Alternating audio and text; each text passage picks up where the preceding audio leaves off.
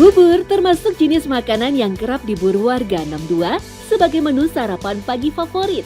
Selain banyak pilihan, harga bubur juga terjangkau dengan aneka topping yang menggoda selera. Gak tanggung-tanggung, Indonesia setidaknya punya puluhan jenis bubur. Mulai dari yang manis, asin, dan gurih. Mulai dari bubur ayam, bubur sumsum, sampai bubur kacang ijo. Nah, yang namanya bubur kacang ijo, ada dua yang bersaing ketat nih, meramaikan jagat perburuan Nusantara, yaitu burjo ala Madura dan burjo ala Kuningan. Bedanya apa sih? Untuk burjo Kuningan, biasanya kacang hijau dimasak sampai pecah. Sementara burjo Madura dikukus tidak sampai pecah. Penggunaan santan juga berbeda. Burjo Kuningan dipisah, sedangkan burjo Madura diolah langsung dengan buburnya. Tapi yang jelas, burjo Kuningan lebih senior karena sudah merambah berbagai daerah sejak masa sebelum kemerdekaan. Tekstur buburnya tuh kayak nggak terlalu kental, jadi kayak enak, gampang dicerna gitu. Warung burjo Kuningan biasanya memiliki ciri yang khas dengan warna mencolok, merah, hijau, dan kuning. Pada bagian depan warung nampak deretan panci yang diletakkan berjajaran di atas kompor, berisi bubur kacang hijau, ketan hitam, dan bubur nasi. Sementara dua panci lainnya berisi santan dan air. Agar tetap hangat, api kecil selalu menyala agar bubur yang disajikan tetap terasa hangat. Di mana bubur kacang hijau Kuningan ini terkait juga dengan sejarah Kuningan yang memang ibu kotanya dulu ada di Luragung, di mana dengan tokohnya adalah Arya Kamuning, putranya Ki Gedang Luragung. Logo atau gambar Kuningan itu adalah ikonnya adalah kuda, letik-letik kuda Kuningan. Nah, dari kuda letik kuda Kuningan muncul filosofi bahwa walaupun kecil, gesit. Warung bubur kacang ijo atau burjo dikenal juga dengan warmindo atau warung makan Indomie. Menjadi tempat andalan bagi para anak muda dan kaum mahasiswa untuk mengisi perut, khususnya di kota pelajar Yogyakarta. Warung burjo atau warmindo bahkan dianggap sebagai salah satu warisan terbesar dari Kuningan bagi dunia pendidikan Indonesia. Jadi penasaran, kira-kira siapa sih orangnya yang merintis usaha burjo ala Kuningan ini? Sampai sukses membuka lapangan kerja bagi warga Kuningan di mana-mana. Usut punya usut, kabarnya usaha burjo ala Kuningan ini bermula dari inisiatif seorang pejabat setingkat lurah dari desa Cimindi bernama Salim. Ia prihatin dengan kondisi kelaparan dan kemiskinan warganya karena terdampak Perang Dunia Kedua.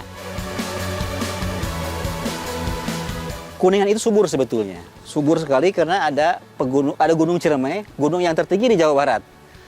Tetapi ironis sekali waktu itu memang sama dengan daerah lain ada disebut paceklik. Maka idenya adalah dengan mencari ganti protein nabati yang namanya adalah kacang hijau gitu ya. Kacang hijau ini mudah ditanami dan bisa dipanen 60 sampai 80 hari. Lalu Pak Lurah ini membagi-bagikan kepada penduduk kacang hijau itu, kemudian juga diajarin bagaimana membuat bubur kacang hijau, dan Pak Lurah sendiri yang mendagangkannya. Sekitar tahun 1943, Lurah Salim bersama istrinya mulai berjualan burjo dengan pikulan di pusat kota Kuningan.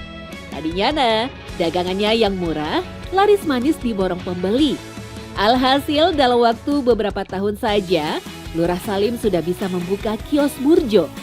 Kesuksesan Lurah Salim lalu diikuti warga desa lainnya. Mereka mulai membuka bisnis burjo di berbagai tempat. Dari sinilah cikal bakal burjo Kuningan jadi melegenda hingga keluar daerah. Masyarakat Kuningan itu karena tidak ada industri, tidak ada perusahaan-perusahaan besar, di zaman itu pun belum ada, sampai sekarang pun juga masih jarang. Maka orang-orang Kuningan itu supaya bisa survive, bisa hidup, dia merantau ke berbagai daerah dengan membawa yang namanya burjo, bubur kacang hijau.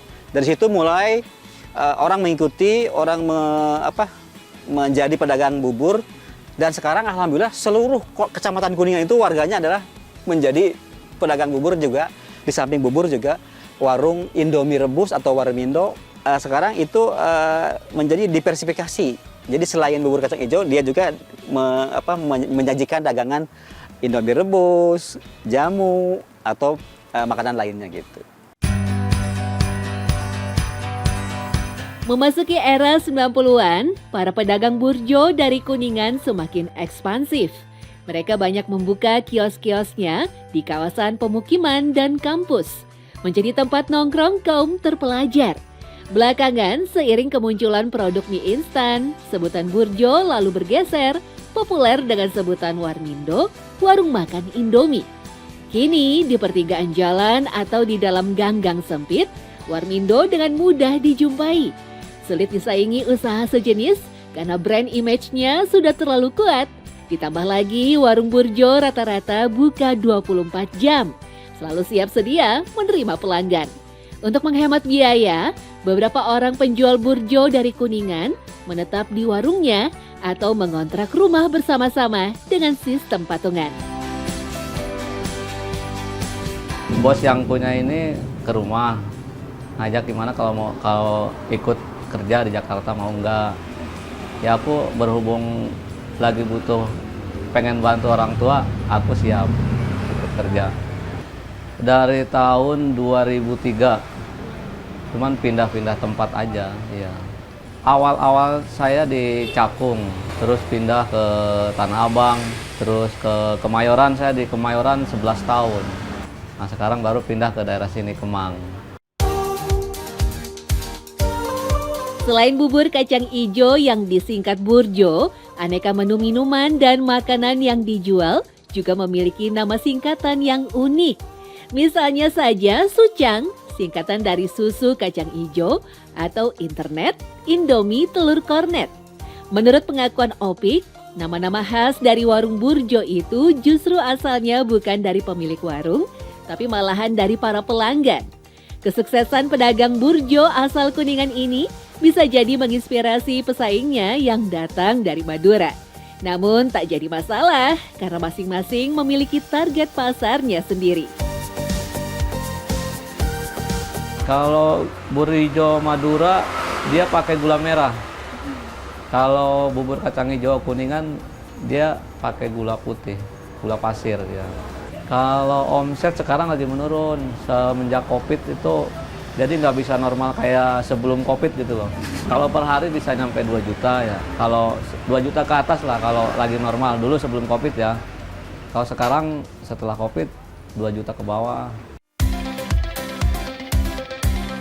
Makanan dan minuman yang menjadi menu warung burjo tergolong lengkap. Harganya berkisar dari Rp2.000 sampai Rp15.000 saja. Dijamin sudah bikin perut kenyang.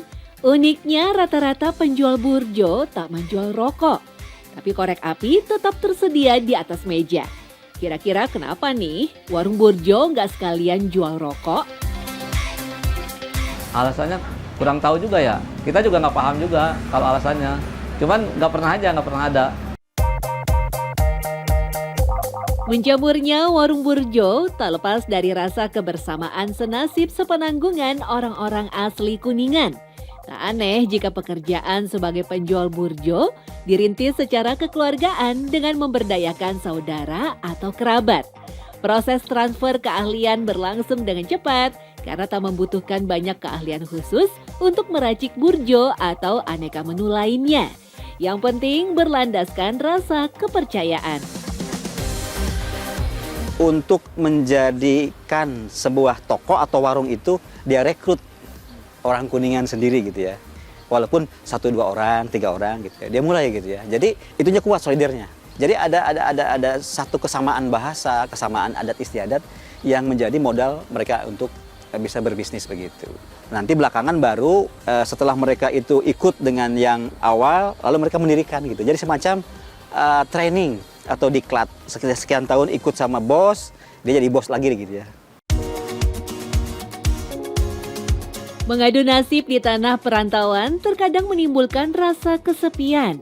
Untuk itulah para penjual burjo asal Kuningan membentuk komunitas anak warkop Kuningan atau Kawak sebagai ajang silaturahmi dan bertukar pikiran.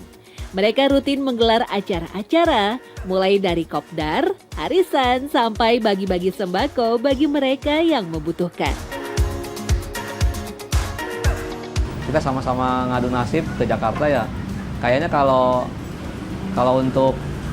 untuk belak-belakan sih nggak ada, cuman kalau di hati ya mungkin lah, persaingan pasti ada ya. Cuman namanya kita satu kampung kan, rezeki kita udah ada yang ngatur kan.